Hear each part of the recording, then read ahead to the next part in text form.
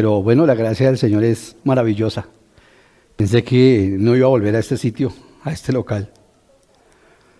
Y les invito a que me acompañen a el libro de Esdras en el Antiguo Testamento. Por favor. Y vamos a... Deseo hacer una enseñanza muy práctica, espero que sea así, que la veamos así, en donde nos sintamos desafiados con esto que está ocurriendo en nuestras vidas. De manera que pensé mucho si continuar en Juan.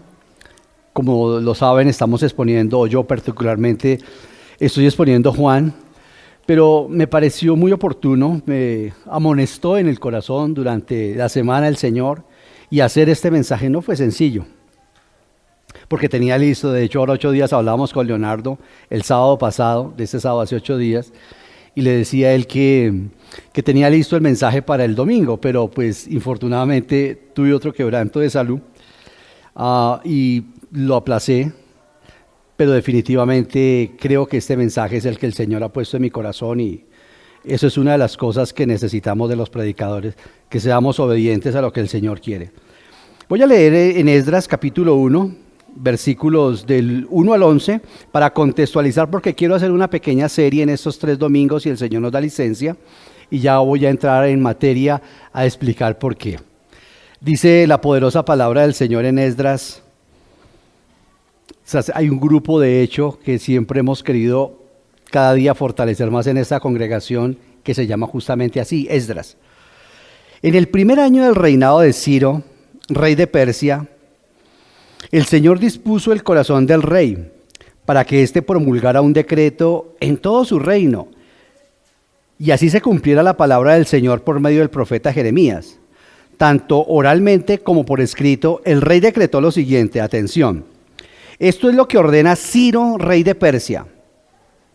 El Señor, Dios del cielo, que me ha dado todos los reinos de la tierra, me ha encargado que le construya un templo en la ciudad de Jerusalén, que está en Judá. Por tanto, cualquiera que pertenezca a Judá, vaya a Jerusalén a construir el templo del Señor, Dios de Israel, el Dios que habita en Jerusalén, y que Dios lo acompañe. También ordeno que los habitantes de cada lugar donde haya judíos sobrevivientes, los ayuden dándoles plata y oro, bienes y ganado, y ofrendas voluntarias para el templo de Dios en Jerusalén. Entonces los jefes de la familia de Benjamín y de Judá, junto con los sacerdotes y levitas, es decir, con todos aquellos en cuyo corazón Dios puso el deseo de construir el templo, se dispusieron a ir a Jerusalén. Todos sus vecinos los ayudaron con plata y oro, bienes y ganado, objetos valiosos y todo tipo de ofrendas voluntarias. Además, el rey Ciro hizo sacar los utensilios que Nabucodonosor se había llevado del templo del Señor en Jerusalén y había depositado en el templo de su Dios. Ciro los entregó a su tesorero Mitriadates, el cual los contó y se los pasó a Sesbazar, jefe de Judá. El inventario de dichos utensilios fue el siguiente: tazones de oro, 30. Así aparece en el original en el hebreo. Así, uno al lado del otro. Tazones de oro, 30. Tazones de plata, 1000. Cuchillos, 29. Tazas de oro, 30. ¿Cuántos seremos aquí tazas de oro o tazas de plata? 410. Objetos diversos, 1000. En total fueron 5400 los utensilios de oro y de plata.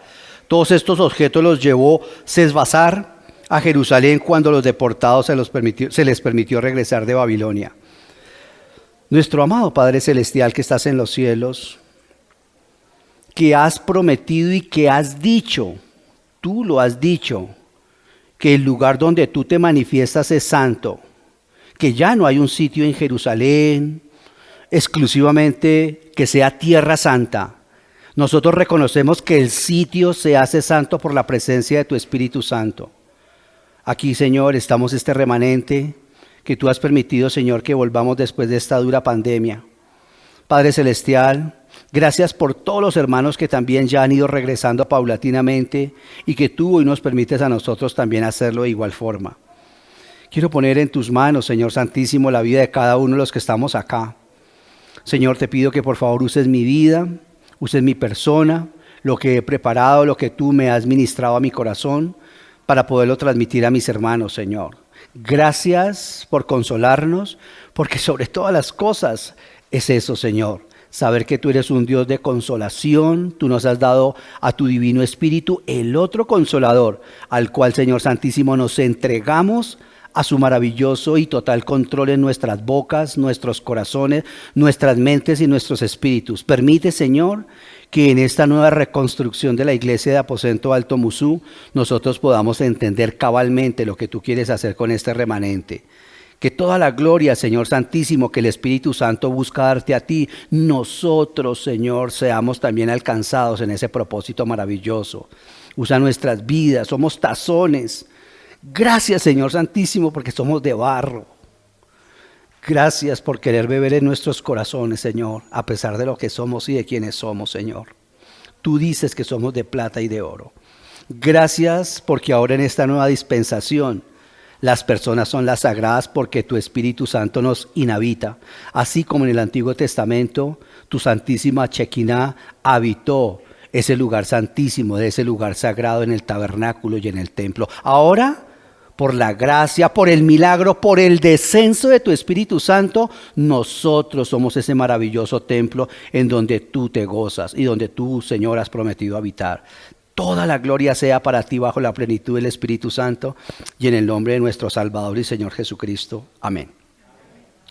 No podemos, queridos hermanos, negar de verdad la dicha, el gozo, la alegría, la expectación que nos genera este nuevo comienzo, que como individuos y como familia y como iglesia estábamos esperando y estamos tan expectantes. Hace cerca de 21 meses, más o menos, no teníamos esta presencialidad local en la cual nos reunimos como iglesia para hacer lo que hicimos y lo que estamos haciendo, adorar al Señor, entender y comprender que Él es el centro absolutamente de todo y de una manera sencilla pero sentida, confesar juntos esa misma declaración de fe que tenemos. Por eso es tan maravilloso y tan precioso no solamente tener un documento que nos identifica, no solamente tener las Sagradas Escrituras, sino saber que yo tomo la cena con Pedro, que yo tomo la cena con Natalia, que yo tomo la cena con Faisal, porque él cree lo mismo que yo creo. Y eso es maravilloso porque en esa diversidad Dios ha permitido que hayan distintas iglesias. Y eso no es malo, eso es muy bueno. Y en esas iglesias cada uno tiene una confesión y es maravilloso estar en esa multiforme gracia del Señor que también se manifiesta dentro de los locales o dentro de los grupos cristianos donde el Señor nos permite tener. Gloria a Dios por todos los medios tecnológicos que Él ha permitido que tuviéramos durante todo este tiempo y en el cual de alguna forma no nos hemos alejado, nos hemos estado conectando y de alguna forma el Señor ha permitido que esto mitigue el impacto de lo que ha sido esta durísima pandemia que, bueno, nos ha privado como todos lo hemos sentido de ese gozo, de ese toque, de podernos ver. Como decía Leonardo, va a ser casi que imposible que cuando nos veamos cumplamos el protocolo a rajatabla y creo que en efecto Él tiene el don profético, porque así lo hicimos todos. Todos nos tocamos, era casi que imposible no hacerlo. Este tema y este tiempo tan difícil que hemos pasado en el mundo entero me ha llevado a recordar al pueblo de Israel, como ellos después de 70 años de durísimo exilio, ellos regresaron y este contexto de Esdras nos muestra eso. Fueron 70 años los que el Señor no les permitió hacer culto, no les permitió estar juntos, no les permitió hablar sobre la ley, no les permitió hacer eso, ni un solo sacrificio durante 70 años. Nosotros en 21 meses que hemos estado, yo veo un paralelo que hay allí. Después de ellos, de su regreso de Babilonia, pudieron volver a su Jerusalén, a reconstruir otra vez el templo. Y yo me he valido de ese contexto porque quiero hacer también un paralelo con nosotros. Ahora que Dios nos ha permitido volver a la presencialidad, ver que vamos no a construir la iglesia. Israel no volvía a construir el templo, Israel volvía a reconstruirlo porque el templo estaba allí. Nosotros no vamos a construir la iglesia, nosotros la vamos a reconstruir, porque la iglesia siempre hemos estado acá. Y no me refiero, por supuesto, al salón, me refiero a que hemos estado, como decía Efrén, en esos cuadritos cada 8 días. Todos nosotros estamos allí. Entonces, lo que buscamos con este mensaje y lo que yo deseo a través de esta pequeña serie que quiero hacer, voy a suspender por 3 domingos si el Señor me da licencia, la exposición de Juan, y quiero que juntos analicemos rápidamente el libro de Ageo. Hoy parece mentira, ¿no? Pero en la Biblia ocurre eso. Si usted quiere, por ejemplo, enseñar sobre la carta a los Filipenses, ¿dónde comienza? En Hechos. Si usted quiere comenzar la carta primero a los Corintios o a Corintios, ¿dónde comienza? En Hechos, porque en Hechos está cómo se formó la iglesia en Corinto, cómo se formó la iglesia en Filipos, cómo se formó la iglesia en Éfeso. Y así nos pasa. Para poder entender un poco mejor lo de Ageo, es imprescindible que entendamos lo que Esdras nos cuenta. Y el contexto, queridos hermanos, es que Esdras le leyó directamente, o Daniel le leyeron directamente a Ciro la profecía de Jeremías, que decía que 70 años después volverían los judíos a Jerusalén. Pero lo que a Ciro lo descrestó, literalmente, fue cuando le abrieron al profeta Isaías, y en el capítulo 40 aparece el nombre de Ciro 400 años antes de que él naciera. Y el Señor le dice: yo te llamo por tu nombre antes de que tú nazcas. Tú serás el que dejes regresar a mi país, a mi nación, a mi pueblo, a la reconstrucción del templo.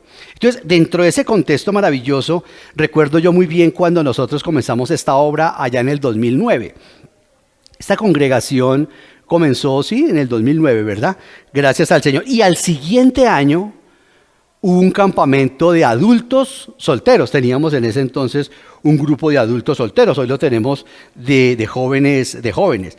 Y realizamos ese campamento en Chinauta en el 2010 e hicimos algunos estudios muy prácticos sobre el libro de Ageo. Y es que por lo general cuando se inicia una nueva obra, ¿cierto? O cuando ocurre esto que es completamente sin antecedentes, que hayamos regresado después de una pandemia, por lo general todos los predicadores, casi todas las iglesias bíblicas, el libro que emplean es justamente Ageo. ¿Por qué? Porque Ageo nos habla de la reconstrucción del templo. En este contexto que acabo de leer, los judíos han regresado a su tierra, pero los persas, los que están allí en ese lugar, gloria a Dios que el Señor ha puesto gracia ante los ojos de nuestros vecinos. No ha habido un solo vecino que no nos diga: estamos tan contentos de verlos.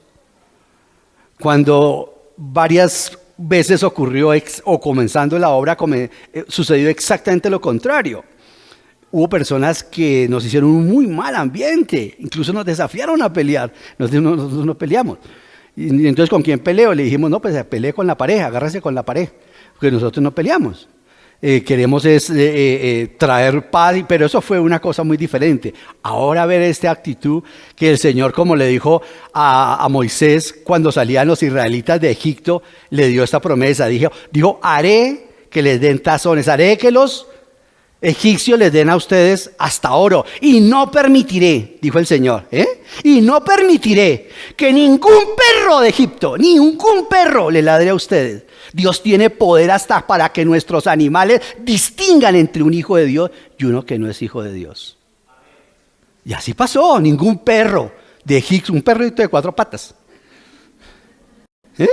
por si acaso, ningún perrito de esos le ladró a ningún israelita. Hasta allá llega el poder de nuestro poderoso Dios para que el animal distinga quiénes somos sus salvados, quiénes somos sus hijos. Y recuerdo perfectamente, queridos hermanos, entonces, que comenzamos ese estudio porque es maravilloso saber que por lo general nosotros necesitamos edificar la casa del Señor. Y quiero hacer un paralelo. Estoy haciendo esa introducción para que entendamos cómo es que ellos empezaron a reconstruir el templo y cómo nosotros debemos reconstruir la iglesia. Porque el Señor durante esta pandemia no nos ha permitido hacer 4 de las 5 cosas a lo que la iglesia está llamada. Bautizar, no podemos bautizar. Tomar la cena juntos, no podíamos tomar la cena juntos. Congregarnos para darle culto como comunidad al Señor, no lo podríamos hacer. Lo único que podíamos hacer era evangelizar, predicar la palabra. Y ahí hay un gran llamado, pero paulatinamente vamos a entenderlo de acuerdo con lo que he entendido que el Señor nos ha mostrado. Entonces yo he llamado a esta serie Ageo o las respuestas de Dios a las crisis. ¿Sabe que Ageo tiene un libro hermano? Y su libro hermano es Malaquías. Si el Señor me muestra o nos muestra de esa manera y vemos que estamos reseccionando el mensaje, entonces enseñaremos también Malaquías. Porque estos dos libros son exactamente lo mismo. ¿Por qué, Señor? ¿Por qué dices que nos amas? Si nos has dado una paliza inolvidable. Son 70 años, son miles y miles de muertos los que hemos visto. No nos hemos vuelto a reunir, Señor. ¿Cómo dices tú que nos amas? Esa es la queja que hay en Malaquías. Yo los he amado. ¿En qué nos ama el Señor? Si lo único que hemos recibido es disciplina. Y el Señor empieza a contestarle. Y están casados o están viviendo matrimonios equivocados. Y el Señor los rectifica, los alinea, los vuelve otra vez a sus principios. Entonces digamos que esos son dos libros, hermanos, porque hay 3 libros que se escribieron después del exilio, que fueron Zacarías, Ageo y Malaquías. Son los 3 libros. Entonces, cuando el pueblo regresa a Jerusalén después de este edicto, los persas y la gente que se había apropiado de Jerusalén empiezan a trabajar en el desánimo. No, pero ¿para qué vamos a ir a la iglesia y si nos contagiamos otra vez de COVID? Entonces, esta gente empezó a trabajar y a desmotivar a los que estaban tratando de reconstruir el templo. Y esto empezó a hacer mella en los trabajadores de Jerusalén, en los trabajadores del templo, y dejaron de construir el templo. Estoy contextualizando. En consecuencia, el Señor levanta a Ageo, al profeta Ageo, y Ageo viene y empieza a decirles: ustedes empezaron una obra muy buena, pero ustedes han dejado eso de lado, porque se han desmotivado y se han dedicado solamente a reconstruir sus vidas, a reconstruir sus casas, y han descuidado el templo del Señor. Eso lo vamos a encontrar. Hoy no vamos a leer allá, hoy voy a leer solamente los preliminares y hacer algo muy práctico. Entonces la gente es espetada, exhortada, animada por Ageo. Le dicen: no olviden que sus casas que están preparando finalmente las tienen que dejar acá, y el templo está descuidado.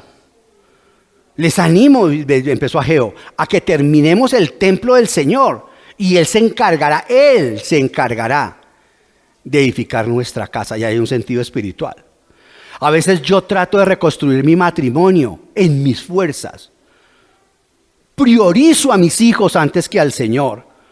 Priorizo mi trabajo antes que el Señor. Y el Señor me dice: hónrame y yo te entrego el corazón de tu esposa.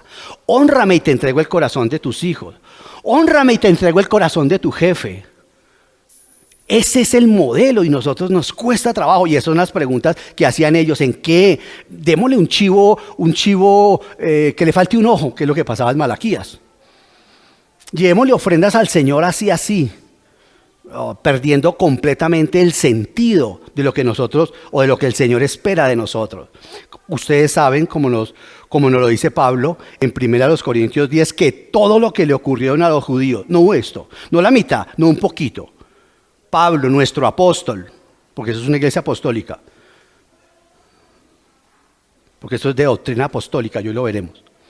Nuestro apóstol dice que todo lo que le ocurrió a Israel es para ilustración de nosotros, y tenemos que buscar el sentido espiritual en ese orden de ideas.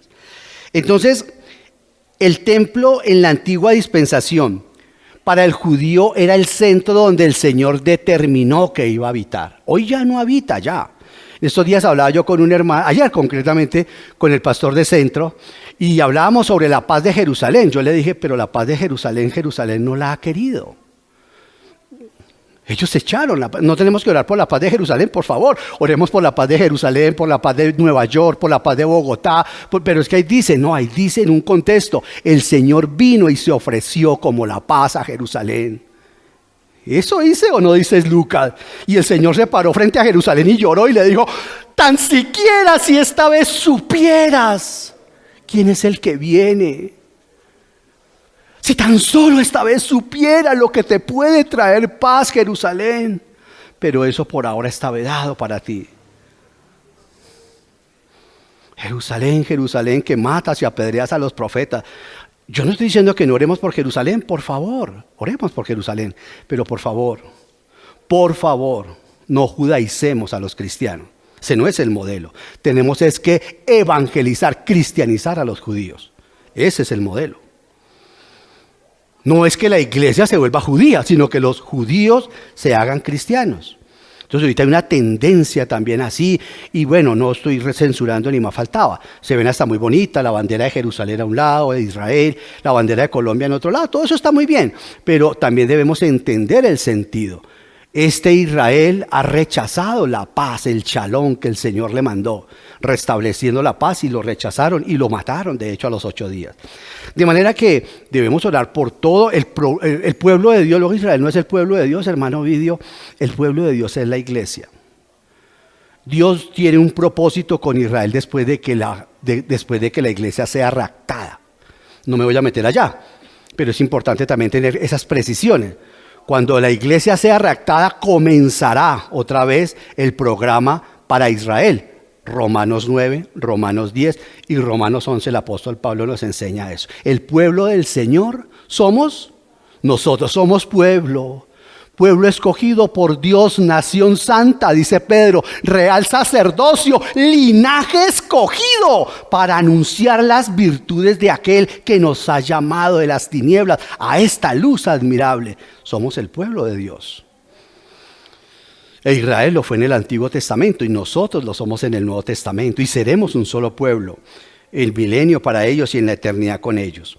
Entonces, en ese orden de ideas, queridos hermanos, es importante contextualizar esto, porque la Shekinah, es decir, el Espíritu Santo, la gloria, la dosa en el griego, esa que se manifestó, que nos dice Juan el apóstol, que se manifestó en el Señor Jesucristo, habitaba detrás del velo del lugar santísimo.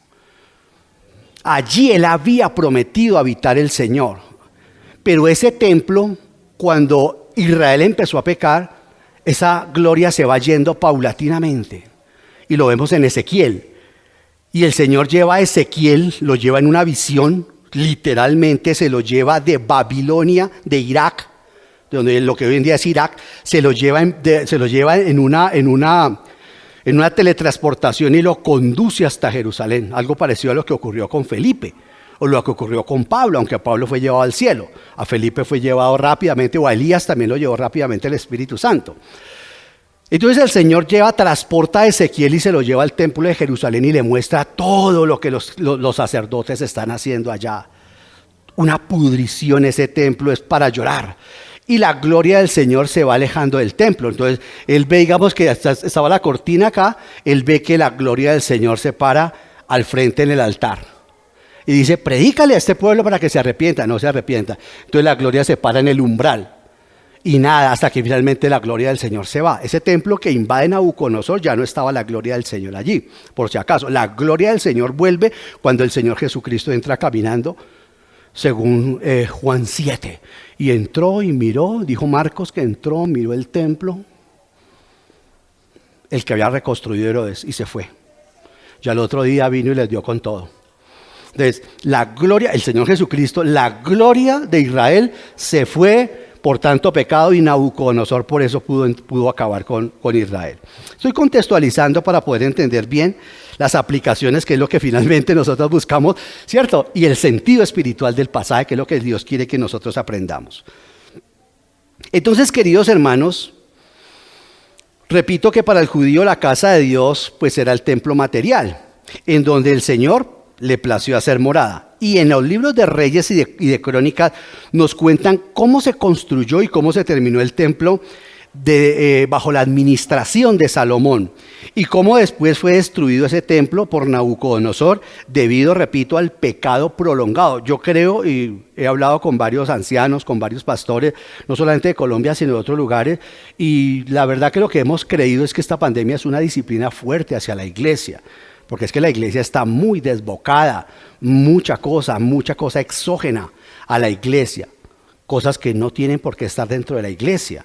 La iglesia se ha convertido en algo circense, la gente no está buscando al Señor. Un predicador tiene congregaciones de 500, 600, 800 personas y pierden la oportunidad de enseñarles el evangelio.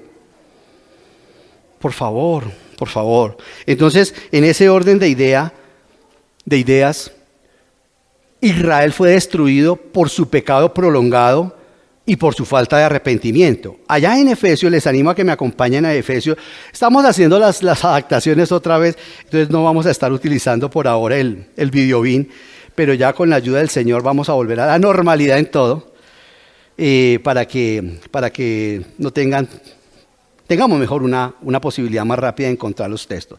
Ahí en Efesios 2:20, entonces, en el Antiguo Testamento, el templo, o se llama dispensación o administración o economía, como lo quiera usted llamar, tiempo, si quiere llamarlo así. En este nuevo tiempo, ¿cuál es el templo del Señor? Vamos a ver cuál es el templo del Señor para nosotros los cristianos. Entonces voy a leer en Efesios 2, desde el versículo 20, y dice, edificados, vea, Pablo va a presentar a la iglesia como un edificio, edificados sobre el fundamento de los apóstoles y de los profetas.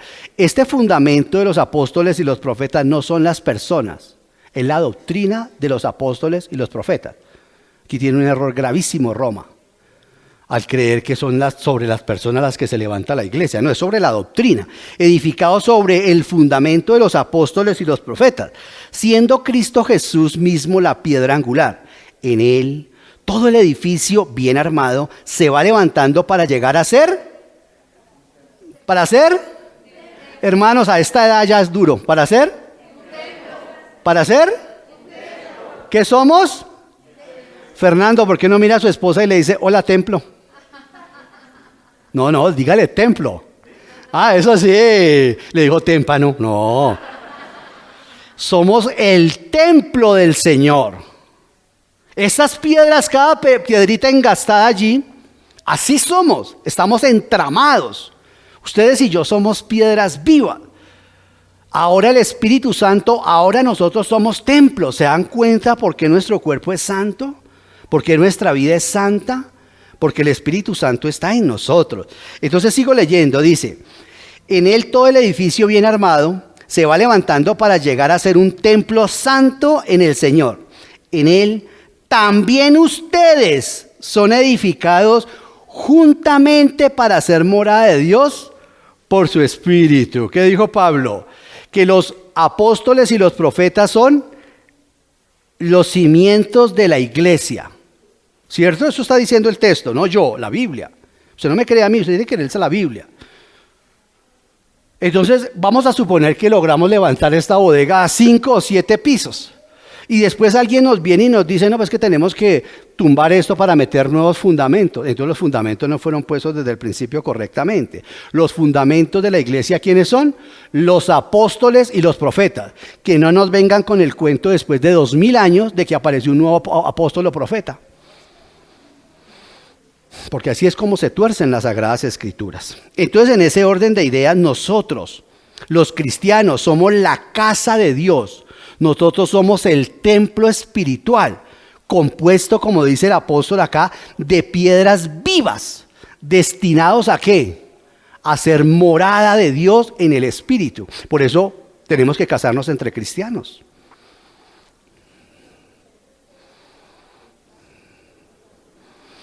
En todas las bodas, los que me han escuchado predicar en las bodas saben que en la boda de Duber y de Sandra, en cambio en la boda de Hilberto y Cielo fue lo mismo. Y en todas las bodas yo digo lo mismo. Hermano, recuerde que cuando usted le va a hablar a la mujer que tiene a su lado, valió toda la sangre del Señor Jesús. Hermana, recuerde que cuando usted le va a hablar a ese hombre, le está hablando al Señor Jesucristo, que es la representación de Él acá en la tierra. Por esto, porque somos cristianos, porque somos el templo del Espíritu Santo. Él participa en nuestro amor. Él es el que hace que tengamos la posibilidad de tener intimidad espiritual, emocional y física. Por eso nosotros debemos entender lo que significa ser el templo de Dios. El Espíritu Santo, cuando nosotros ahorita nos vayamos, ya aquí no, se quedó la iglesia, esta no es la iglesia, este es el local. La iglesia somos nosotros. Amén. Vamos haciendo ese paralelo. Entonces, Pablo aquí en primera, pues yo se los voy a leer, en primera los Corintios 10:11 dice, Todo eso, les recuerdo lo que leí ahorita, le sucedió a los israelitas para que nos sirvan de ejemplo. Todo esto quedó escrito como advertencia para nosotros. Todo lo que le pasaba a los judíos. Ellos llegaron a creer en una arrogancia total, que como en efecto tenían el templo, ellos decían, no, es mentira, Jeremías es mentiroso, Isaías es mentiroso. Uno dice, pero ¿cómo pueden creer que eran mentirosos? ¿Y sabe qué decían ellos? Porque el Señor prometió que este templo nunca caería. Error, eso no es cierto. El Señor prometió en el ministerio de Isaías que Asiria no invadiría Jerusalén. Que Asiria, y así fue, Asiria no lo invadió. De hecho, Senaquerí le compuso una canción burlándose. Ezequías, el rey Ezequías le compuso una canción a Senaquerí burlándose. La virginal hija de Sión se burla de ti, Senaquerí. No entrarás acá, no vendrás acá. En efecto no cayó, pero era la promesa con el imperio asirio. Por eso cuando se levanta Ezequiel, cuando Dios levanta a Jeremías, ellos decían, eres un profeta mentiroso, porque Dios ha prometido que mientras esté el templo acá, ¿qué pasa? No caeremos. Y así pasa con muchos cristianos. Yo tengo la doctrina, la seguridad de la salvación y yo tengo licencia para hacer y deshacer porque no voy a perder mi salvación, seguramente. Gloria a Dios por eso. Pero si un cristiano o una persona que dice ser cristiana se porta como un no cristiano, yo dudo que algún día el Espíritu Santo haya entrado en esa persona. Tengo mis dudas para pensarlo. Entonces, queridos hermanos, la historia de Israel es para nosotros de mucha importancia. Por eso en este texto, vemos que todos los acontecimientos materiales de Israel tienen para nosotros una aplicación espiritual. Y yo la quiero desentrañar con ustedes si el Señor me da licencia, terminando este año que pensé que no lo iba a terminar con ustedes. La iglesia, queridos hermanos, entonces como Israel, es una institución divina. No somos lo mismo. La iglesia e Israel no somos lo mismo. Ha sido Israel como la iglesia, como el hogar. Instituciones, pero ¿qué quiere ser una institución? Dijo un perverso cuando fue a casar a una pareja. El matrimonio es una institución, pero ¿qué quiere estar dentro de una institución? Y mi esposa levantó la mano y dijo yo. Y por favor, cáselos antes de hablarles del divorcio. Estábamos en una notaría y el tipo los iba a casar y ya hablándoles del divorcio. Y echó semejante chiste, no se dio cuenta el tipo que éramos cristianos. Y dijo, de todas maneras, el matrimonio es una institución. ¿Quién quiere saber una institución? Y mi mujer le dijo, yo. Y yo le dije, yo también. Porque eso es la iglesia, eso es Israel y eso es el matrimonio. Una institución puesta bajo nuestra responsabilidad. Israel, institución puesta bajo la responsabilidad de Israel. La iglesia, una institución puesta bajo responsabilidad de nosotros y por eso el apóstol, bueno, no sé si sea Pablo, el escritor a la carta a los hebreos nos dice especialmente a los 3 ancianos de acá, que tendremos que dar cuentas porque estamos bajo la responsabilidad. Él ha puesto bajo la responsabilidad, no para enseñorearnos, para servirles, para edificarlos, no para ser señores, para ser ovejas como ustedes. Les hemos dicho muchas veces, siempre digan, el Señor es mi pastor, el pastor no es mi Señor. Eso es lo que nosotros tenemos que entender, lo que significa la responsabilidad cuando Dios la coloca. Me decía un hombre hace poquito en una consejería matrimonial, me decía él, pero si yo no soy cristiano, ¿por qué Dios me va a juzgar por mi matrimonio? Si el error fue mi esposa. Fuimos a Génesis y le dije, ¿quién fue la del error acá? Me dijo, Eva. ¿A quién condenaron? No sé. Le dije, vuelva a leer. Pero no me parece injusto. ¿Cómo va a condenar a Adán si la que la embarró fue Eva? ¿O no? Le dije, sí, claro, tiene toda la razón. ¿Pero por qué? Porque nosotros somos la cabeza, somos los responsables, somos los llamados a responder por el hogar. Yo no soy cristiano, no importa. El hecho de que usted no crea que no exista un juicio, le dije, no quiere decir que no vaya a ir a usted a un juicio. El hecho de que usted no crea que China no existe porque usted no la ha visto, no quiere decir que China va a desaparecer. o Mercurio, o Venus, o lo que usted quiera negar. Esa falacia usted no la puede acabar con su mente. Los hombres vamos a ser juzgados por nuestro matrimonio. La mujer también no ve como el Señor le dio su parte a Eva. Pero en este caso, el tema es de nosotros. Entonces, tanto la iglesia como Israel, como la misma familia o el matrimonio, por ejemplo, por eso es que decimos, ¿quién cría a los hijos en el matrimonio? ¿Quién cría a los hijos? Me preguntan. ¿Quién los educa? El papá, ¿verdad? Esa es la responsabilidad nuestra. Y la esposa dice, pues eso es lo que hay. Porque yo sigo las directrices que usted me dé. Porque lo que hace el mico hace el mono. Yo hago lo que su merced me diga que hagamos. Su merced se levanta tarde, pues todos nos levantamos tarde. Si su merced no come, pues nadie come, y así. La sabiduría que se tiene en ese aspecto también. Entonces, queridos hermanos, al igual que Israel, la iglesia ha fallado. No nos pavonemos. La iglesia también ha fallado y ha caído muchas veces en una ruina terrible. Los hombres, por ejemplo, tendemos a introducir a la iglesia cosas que son completamente corrompidas y que ejercen una corrupción dentro de la iglesia. El hombre es, o somos, susceptibles a ello. A tratarla, como dice John MacArthur, a tratar de traer la última moda a la iglesia para atraer al mundo. Al mundo no hay que atraerlo, al mundo hay que llevarle el evangelio. O no es lo que dijo Jesucristo. Vayan y llévenles el evangelio, para que cuando lleguen el evangelio, ahí sí vengan a la iglesia. Estamos equivocados, ¿no? Ministerio de evangelismo. Por eso necesitamos el ministerio de evangelismo, que el ministerio de evangelismo es para eso, llevar el evangelio a los perdidos. Y ahí sí estarlos trayendo a la iglesia.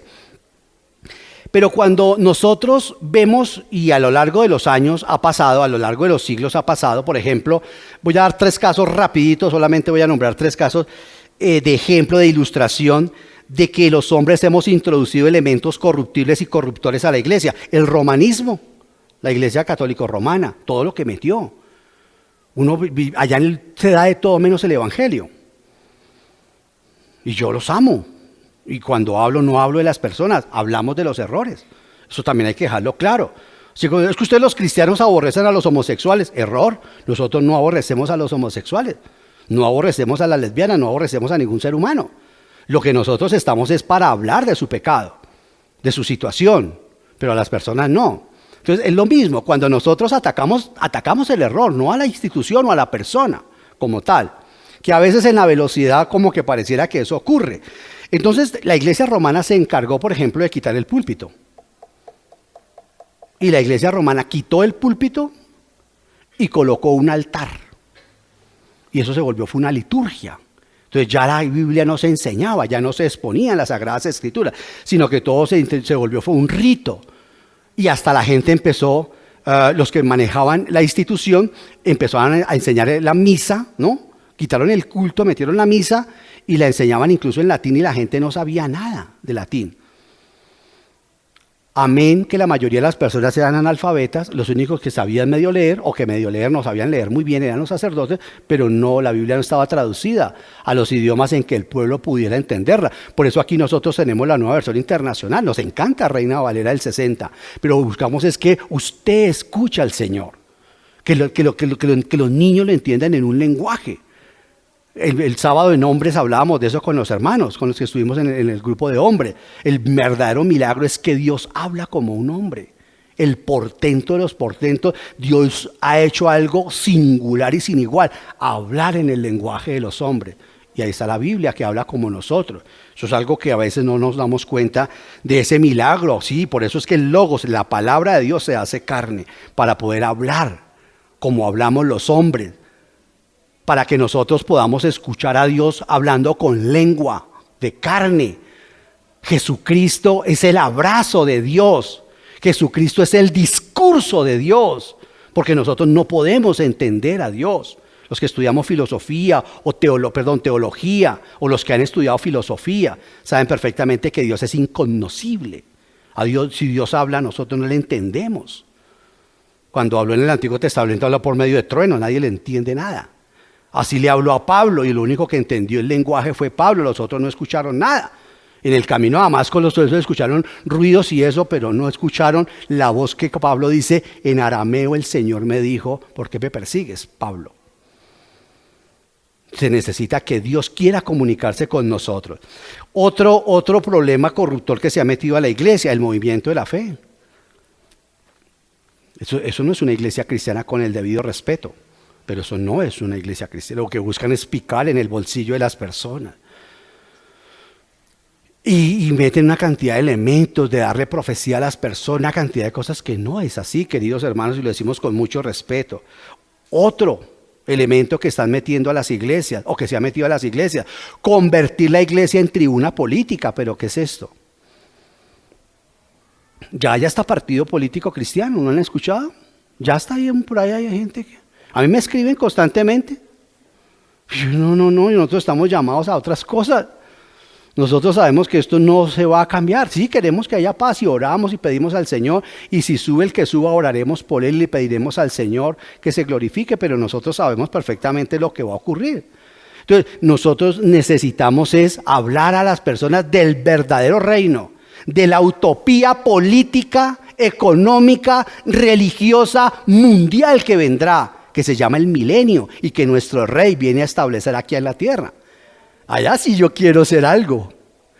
Allá sí el Señor me dice, quiero que seas un edil, Ovidio. Mi Señor, lo que usted diga. O quiero que sea portero, lo que mi Señor diga. Allá sí quiero. Y estoy haciendo proselitismo. Tómemelo así. Estoy haciendo proselitismo por mi presidente, por mi gobernador, por mi Señor, que va a gobernar durante 1000 años en esta tierra con vara de hierro. Y va a haber muerte, él va a volver a establecer la pena de muerte. Y las personas más jóvenes morirán a los 100 años. Va a vendrá un periodo absolutamente de paz, de reconciliación, donde dice que un niño de 5 años pastoreará a una loba y a una osa. Y que el corderito estará pastando igual que lo hace el cachorro de león. Allá sí quiero ser algo, sí, el Señor me tiene para hacer algo. Si no, me dice, usted no hizo bien las cosas, bueno, allá cada uno recibiremos nuestra recompensa también. Pero la idea es esa, la idea es que el hombre es susceptible a meterle cosas corruptibles, se ha convertido porque se han visto que esto es un gran nicho. Me acuerdo que en la universidad nos enseñaban a nosotros eso, a los administradores, huelan el nicho, ¿no? Aquí, doctor Urrea, huelan el nicho. ¿Dónde está la gente para explotarla económicamente, las personas? ¿Cómo se mueve la masa? Porque eso paga mucho dinero. Pero la iglesia no podemos trabajarla así, la iglesia no puede ser utilizada con ese propósito. Algo distinto a que un ser humano se acerque a otro y como en el libro de Reyes, un salvado, un hambriado que encontró comida, que se llama el pan, Jesucristo, le diga a otro hambriado, a otro mendigo, dónde puede encontrar comida. ¿Y cómo sé? Yo cómo conozco a los mendigos, porque si ese mendigo está con problemas en su matrimonio, con sus hijos, con su familia, con droga, allí hay un indicador de que esa persona necesita el evangelio. Queridos hermanos, necesitamos entonces que entender eso, sin duda, también quiero decirlo porque pareciera entonces que como que la iglesia es lo peor también. No, sin duda la iglesia verdadera, a los ojos del Señor, a los ojos de nuestro Dios, la iglesia continúa existiendo en su unidad y la fe, así la ve, nosotros lo vemos así. Sin duda alguna que el que es el arquitecto, el que es el esposo, se la presentará al final de la historia. Por eso la iglesia tiene que ir al tribunal de Cristo. Esa es la razón porque Israel no, la iglesia va al tribunal de Cristo para salir blanquita de allá, para salir con ropa bien hermosa, bien preciosa y salir para nuestras bodas de el Cordero. ¿Cuánto llevo? No me quisiera pasar más de los 55, 60 minutos. Por favor, como es una serie, podemos pararla. Entonces, queridos hermanos, repito porque no quiero dejar como que la cosa de que hemos dejado la iglesia. No, ante los ojos del Señor la iglesia es una. santa. Una denominación se robó el término católica. Entonces digámosle universal y apostólica. La iglesia es una. La iglesia no son 2, ni 3, ni 4, ni 5, ni 10, no. Las iglesias locales sí, la iglesia universal no. Por eso dentro de las iglesias locales, como dice Mateo 13, pueden haber mucha gente que no es del mundo. Y al final de la pesca, pues el pescador empieza, este es del mundo, este sí es de la iglesia, y el pescador ya sabemos quién es. No olvide que el Señor Jesucristo pesca es con atarraya, mientras que Satanás pesca es con anzuelo a uno para acabarlo. Y cuando llega el pescador a la orilla, ve los peces chiquiticos y dice, no, lo mandémoslo otra vez al mundo, al lago, que es el mundo. En la Biblia, generalmente el mar es el mundo. Entonces, nosotros debemos entender que en las iglesias locales, sí hay gente salva y gente que no es salva, pero en la iglesia universal, que es una, allá todos somos salvos. Es una, es santa. ¿Por qué es santa? Porque Pablo, le escribiéndole a los hermanos en 1 Corintios, dice a los santos que están en Corinto y en cualquier lugar del mundo. El concepto de la santidad bíblica, no el concepto de santidad de esta iglesia, no, el concepto de santidad bíblica es que todo aquel que recibe a Jesucristo como su Señor y su Salvador es apartado. La palabra santo quiere decir que es apartado, que es ingresado a la eclesía, a la iglesia. La eclesía quiere decir los llamados afuera, los que están siendo llamados para que salgamos del mundo, para que pertenezcamos a la iglesia. Entonces la iglesia es una, santa, repito, ahí dice católica. La palabra católica quiere decir universal. Los verdaderos católicos somos nosotros. Pero para evitar contrastes violentos, entonces hablemos de universal. ¿Por qué? Porque la iglesia está extendida por toda la tierra. En Jerusalén, en Guinea, en Egipto, acá en Bogotá, en cualquier ciudad de Colombia o en cualquier lugar del mundo, donde haya un centro que se llama el Señor Jesucristo, donde la única autoridad sea la palabra del Señor y donde al único hombre que se le adore se llame Jesús de Nazaret. Esa es una iglesia de Dios. Ese es el propósito que nosotros tenemos. Y es apostólica porque muchas iglesias dicen que es apostólica, pero su doctrina no la encuentran acá, vea. Y si no está acá, no es apostólico. La iglesia tiene que hacer todo como el apóstol Pablo dice que se tiene que hacer, como el apóstol Pedro dice que se tiene que hacer, como el apóstol Juan dice que se tiene que hacer, como Santiago dice que se tiene que hacer, porque es una iglesia apostólica. Pero si se levanta un hombre llamado Ovidio Arias y luego dice que es apóstol del Señor, ¿no? Y viene a poner nueva doctrina, ustedes, bueno, gloria a Dios que ya no estamos en la época de apedrearlo, pero ustedes no tienen por qué seguirnos, no tienen por qué creernos. Así lo dijo el apóstol Pablo a los Gálatas. Si yo mismo, dijo Pablo, si yo mismo vengo a darles un evangelio diferente, yo sea la consumación en el infierno. O si un ángel, lo que le pasó a los mormones, baja del cielo, si baja Moroni del cielo y les da otro evangelio, ese también está condenado para el infierno. Pablo lo dice, si yo mismo vengo con un evangelio distinto al que les hemos enseñado, no lo crean, no lo sigan. Porque el evangelio que nosotros damos es el de la gracia. Si ve que es una iglesia apostólica, entonces estamos basados en lo que nos enseñan los apóstoles. Nosotros somos la iglesia del Dios viviente, como dice Pablo a Timoteo en su primera carta que le envió. Nosotros somos la iglesia del Dios viviente. Ustedes se darán cuenta, y sé que está quedando grabado, las iglesias hablan de eso, del local. Mañana vamos para la iglesia. Eso no es la iglesia. Vuelvo a repetir, esos son muros, eso es un local. La iglesia somos nosotros. Muchas iglesias tienen clero y el hermano, Sandrita, ella tiene un trabajo secular. Eso no es trabajo secular. Ovidio sí tiene un trabajo religioso. Mi trabajo no es religioso. Pedrito sí tiene un trabajo secular. No, él no tiene un trabajo. El trabajo de él es sagrado. Y como mi esposa colocó ahí en el lavamanos del lavaplatos hace algunos años, aquí es un lugar santo. Este es lavaplatos sagrado porque se lavan platos para santos. Donde usted trabaje es su lugar, es su altar, es su sitio. Usted no puede dejar de ser cristiano allí, como lo hemos dicho. No es malo tener amigos del mundo. Lo malo es no portarnos como cristianos delante de los amigos del mundo. No puede ser que yo sea un abogado de lunes a sábado y haciendo todas las fechorías del mundo. De ninguna manera. Y el domingo sí soy buen cristiano. No. Por eso hay que una recompensa para los obreros, los que trabajan normales, sea manejando un taxi, panaderos, arquitectos, médicos. Hay una bendición.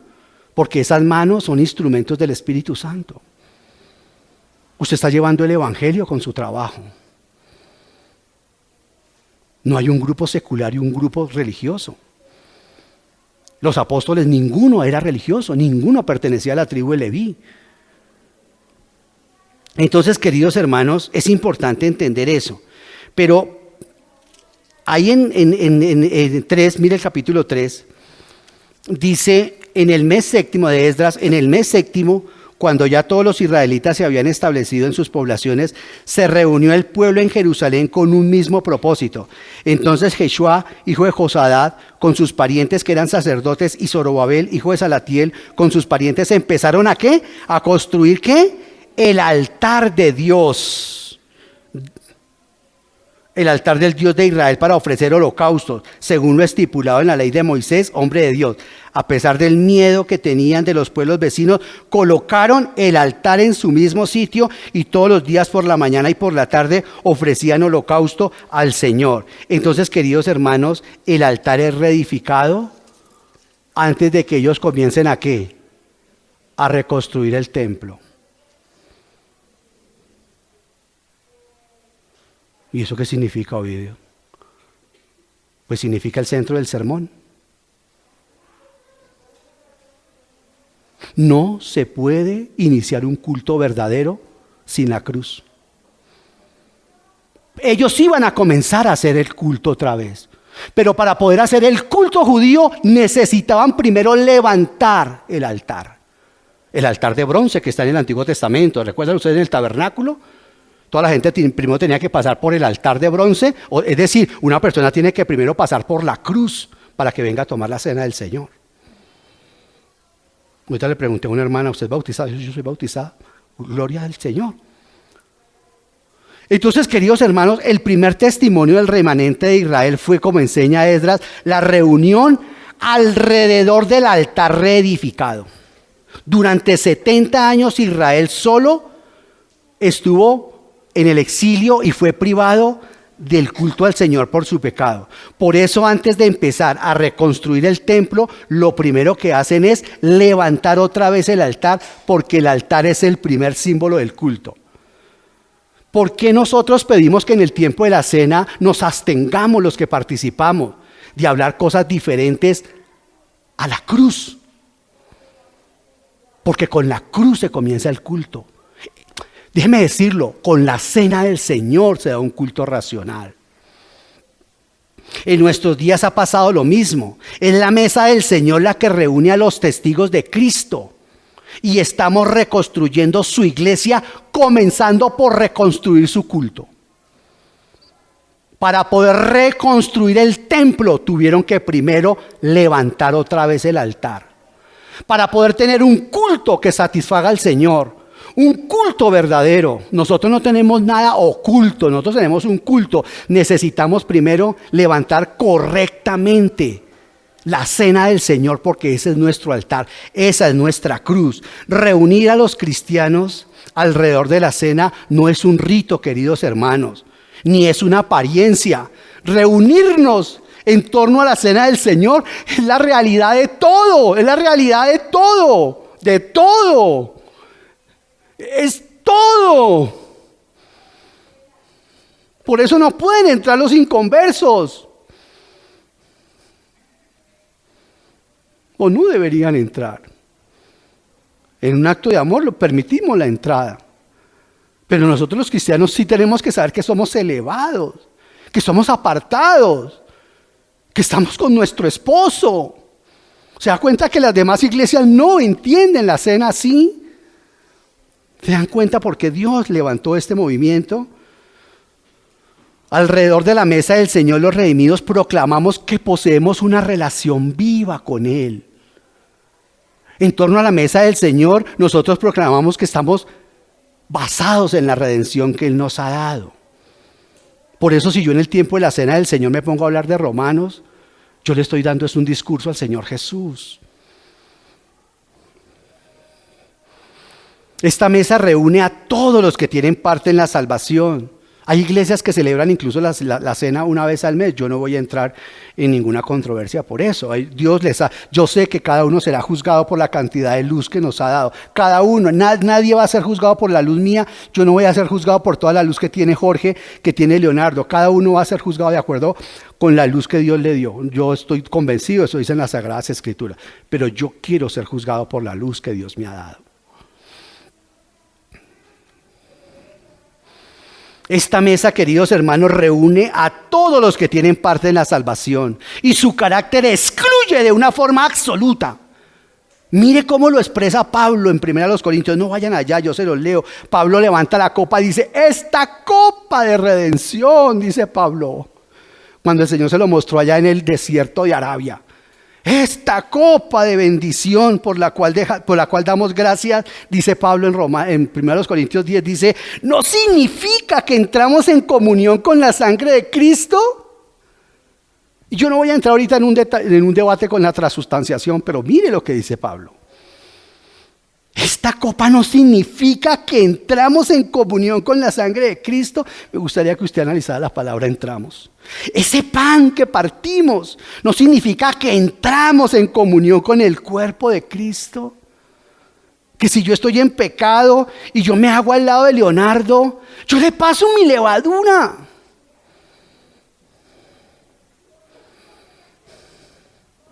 Y dice Pablo, por eso hay muchos debilitados en la iglesia.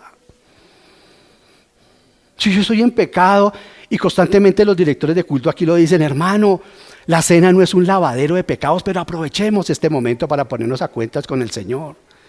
¿Ven lo importante de tomar la cena con el discernimiento?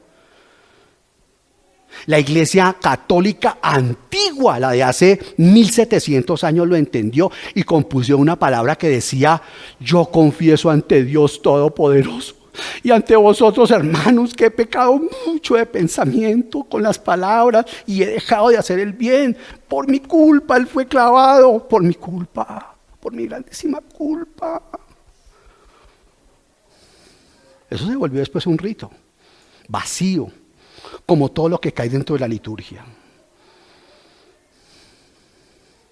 Era el yo pecador. Y la iglesia no dejaba entrar a los que no eran bautizados. Ellos inventaron algo que es la catequesis, algo parecido a lo que hacemos con los niños. La catequesis.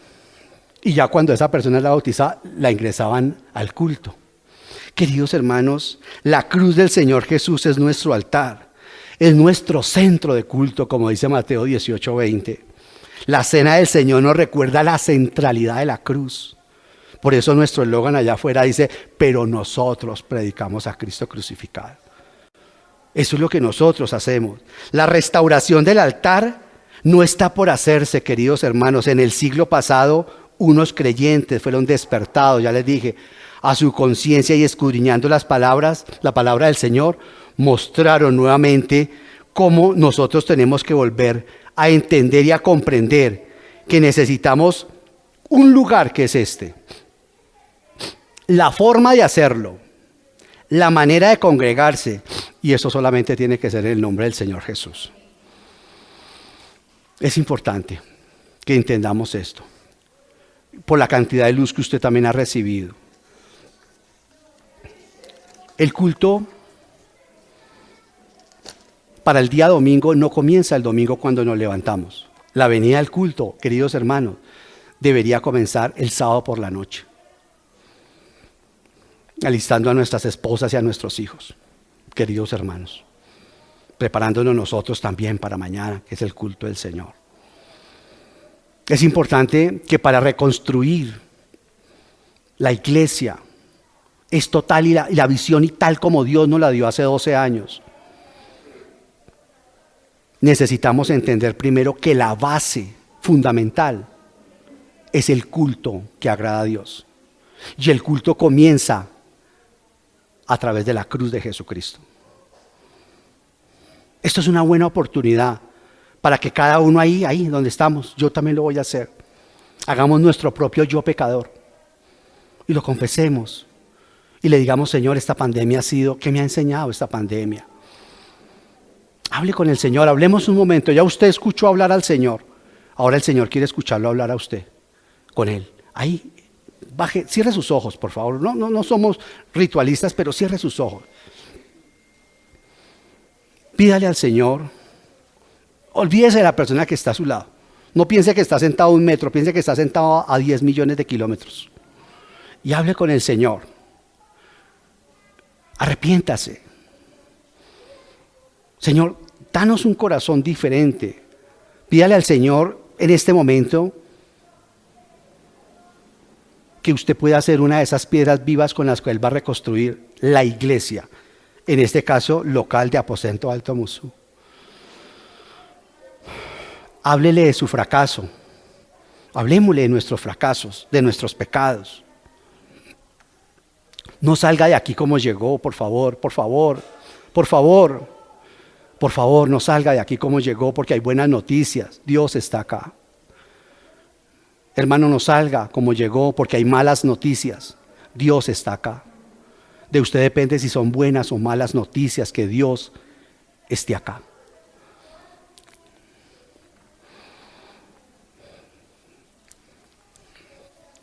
Padre, te damos gracias, Señor, por este tiempo. Padre, ha sido duro. Tu vara es así. Padre, cuánto te amamos. Padre, gracias por dejarnos acercarnos a ti por medio de Jesucristo. Señor, vivimos en medio de un mundo torcido, depravado, sensual. Nuestros ojos vuelan, nuestra imaginación. Casi que es un mito poder decir que somos puros de ojos, Señor. En una sociedad completamente hedonista, salvaje, Señor. Tu palabra dice en Proverbios que el hijo simple aprende cuando ve al hijo necio ser castigado por su padre. Oh Señor, nosotros hemos visto tu mano y tu mano preciosa y maravillosa en nuestras vidas. Ayúdanos, Señor, a entender la centralidad de la cruz en nuestras vidas. A que no somos cristianos solamente de nombre, Señor. A que somos piedras vivas. Ayúdanos a entender que con nuestra reputación arriesgamos la reputación tuya, Señor. Y no porque la reputación sea en última instancia lo que salva o no, sino porque eso muchas veces sirve de tropiezo para que otros no se reconcilien contigo, Señor. Perdóname, Señor, Dios de los cielos, por toda la culpabilidad que tengo en que otras personas, otros hermanos hayan podido tropezar, Señor. Padre, gracias por permitirnos volver a este tiempo de la presencialidad. Mañana volvemos a ese mundo, a esa sociedad, a ese trabajo, a esa oficina, a ese local. Pero queremos, Señor, ir revestidos con lo que tú nos has revestido. Tú nunca nos dijiste que querías que viviéramos el cristianismo en nuestras fuerzas. O no, nunca. Tú quieres y nos has dado la armadura, es decir, nos has dado a tu Espíritu Santo para poder ser victoriosos y vivir, Señor, controlados por Él, Dios. Padre, mis hermanos y yo, este pequeño remanente, queremos darte gracias por el tiempo que nos has permitido estar acá. Gracias, Señor, por nuestros hijos. Como decía Leo, Señor, gracias porque no nos perdimos ninguno de este rebaño en el sentido de la muerte. Y a pesar de que ya no están algunos hermanos con nosotros, gracias por ellos y gracias por el tiempo que estuvieron con nosotros, Señor. Bendícelos y ayúdales, Señor. Y si es tu buena voluntad, que en el tiempo estén otra vez aquí, ayúdanos, Señor, en consecuencia, a ser esos heraldos y esos medios por los cuales tú te quieres también entonces glorificar en la vida de ellos. Gracias, Padre Celestial, en Cristo Jesús. Amén y amén. Que el Señor les bendiga.